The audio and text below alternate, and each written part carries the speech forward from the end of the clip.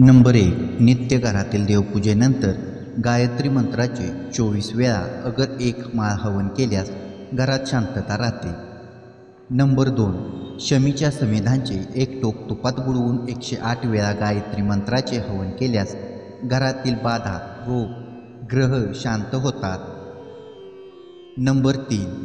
दुधाळ म्हणजेच वड, रुई इत्यादी वृक्षांच्या ओल्या समिधांनी 108 वेळा हवन केल्यास रोग शांती होते. नंबर 4. सूर्याचे तर्पण. सूर्याकडे पाहून तामनामध्ये गायत्री मंत्राने नित्य 24 वेळा तर्पण केल्यास गृहशांती लाभते.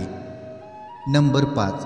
घोट्यापर्यंत पाण्यात उभे राहून नित्य गायत्री जप एक माळ केल्यास सकल दोष निवारण होतात. नंबर 6. गळ्यापर्यंत पाण्यात उभे राहून रोज एक माळ जप केल्यास प्राणभय निवारण होते. नंबर 7.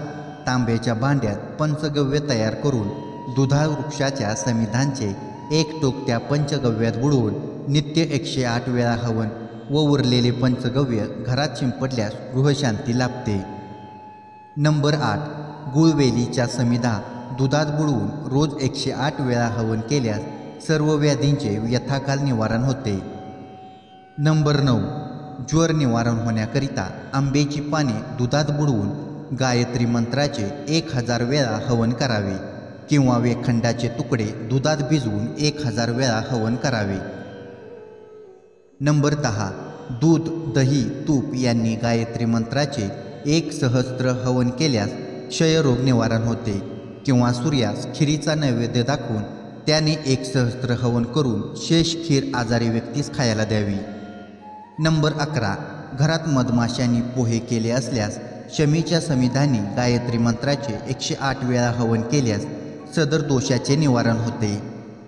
नंबर 12.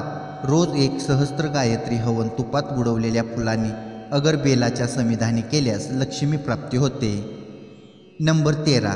दुर्वा, दूध, मध, तूप यांच्या रोज 108 आहुत्या दिल्यास अपमृत्यू टळतो.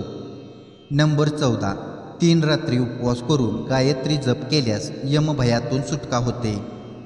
नंबर 15. बेलाच्या झाडाखाली रोज महिनाभर 1000 गायत्री जप केल्यास व्यवसाय प्राप्ती, उत्तम नोकरी प्राप्ती होते. नंबर 16. कमळाच्या फुलांनी रोज 108 वेळा हवन केल्यास भाग्यवृद्धी होते. नंबर 17. रुईच्या समिधांनी 1000 वेळा हवन केल्यास सर्वत्र विजय मिळतो. नंबर 18. पळसाच्या फुलांनी 1000 वेळा हवन केल्यास सर्व इच्छित फल प्राप्ती होते. नंबर 19. तुपाचे नित्य 1000 हवन केल्यास बुद्धी तेजस्वी होते. नंबर 20. पाण्यात उभे राहून गायत्री मंत्राने ओंजळीत अंगावर पाणी शिंपडल्यास आरोग्य, आयुष्य, एकाग्रता लाभते.